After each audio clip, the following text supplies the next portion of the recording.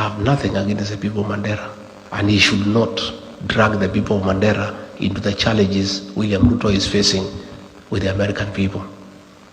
Nowhere did anybody say that the people of Mandera have committed any crime against anybody.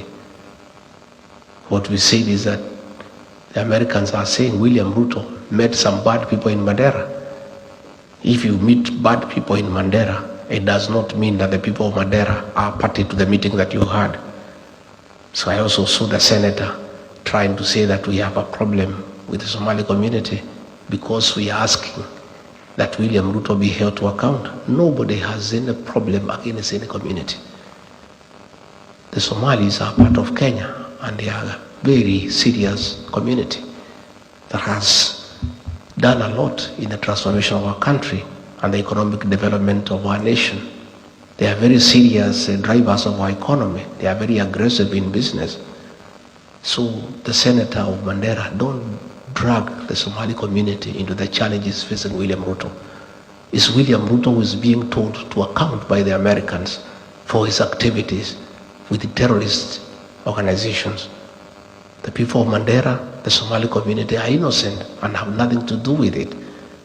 And by the way, I want to tell the politicians there in northern Kenya, if you want to defend William Ruto, defend him. But don't try to create a wedge between us and the Somali community, because we have nothing against them. They are part of Kenya, and they too are telling us they are suffering just like the rest of Kenyans. And doesn't mean because Aden Ware is eating, the Somali community are eating. They are also complaining of marginalization. They are complaining of bad economic times. In fact, the Somali community, more than any other, has really borne the brunt of extrajudicial killings and forced disappearances for a long time. So let nobody try to create a wedge between those opposed to William Ruto and communities. Let William Ruto answer the Americans for what he has done and what he has not done. I saw the Minister for Interior saying that we should be asked to help in investigations in this matter. We cannot help in any investigations because the Kenya government has not initiated any investigations against William Ruto. The people who have initiated investigations is the American Senate. So if there is need for us to help in investigations, we'll help the American Senate, not the Kenya government, because the Kenya government has not initiated any investigation. Number two, the Kenyan government cannot investigate William Ruto because those policemen work under him. And all the things he is doing of killing people and abducting people, he is doing with the very police. So there is nobody stupid enough to go and report William Ruto to the Kenyan police. Nothing will be done against it. So whoever sees, please don't sell fear to us. You know we cannot buy. In any case, it is the same CS who said that when 5 chiefs were abducted by Al-Shabaab, he said that they will go into negotiation with the Al-Shabaab to have them released. How can you negotiate with the people you do not know?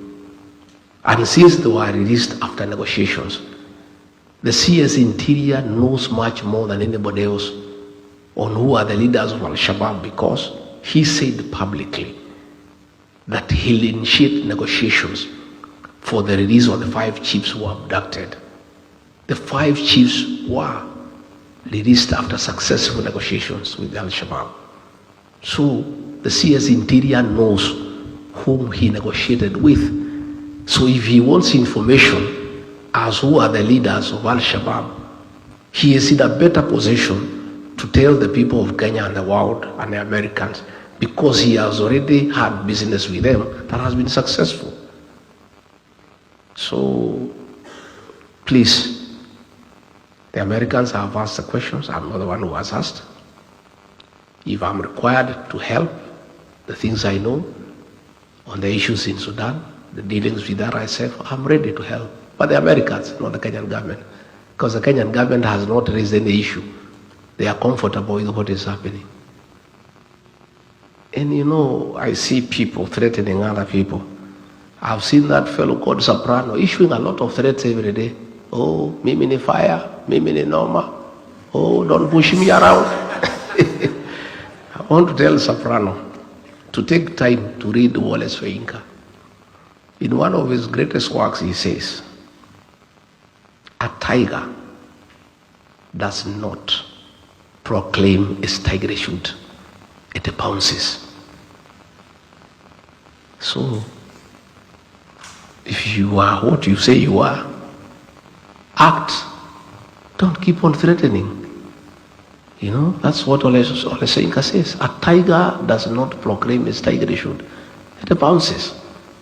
So please spare those threats for other characters. Ricky G is beyond threats, and you know it. And we must speak for the people of Kenya, because if we don't do it, there will be no country. You have compromised Raila Odinga, you have bought parliament, you have bought Senate. If you succeed in silencing us to talk for the people of Kenya, who will speak for the people of Kenya? I cannot be intimidated. The Gen Zs cannot be intimidated. We'll continue to speak for the people of Kenya for as long as it takes, until we are able to remove this government from power and get another government that is responsive to the needs of the people of Kenya, that respects human rights, that has good governance, that is accountable and transparent, and a government that is prepared to be held to account by the people of Kenya.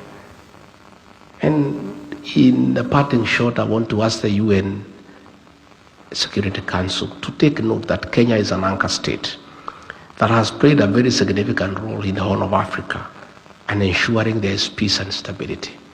And the American government has worked very closely with Kenya in supporting anti-terrorism activities with finance and intelligence. We want Kenya to remain there. We want Kenya to continue playing a very important role in stabilizing the Horn of Africa and the region. And the problem is not Kenya. The problem is the leadership. So the UN Security Council, the United States, they need to deal with William Ruto so that Kenya is preserved to continue playing that important role as an anchor state to ensure there is peace and stability in the region. But when we get a reckless leader who is interfering with the affairs of the neighboring countries and working with those opposed to those governments, that is why Kenya's name is being cast in bad light.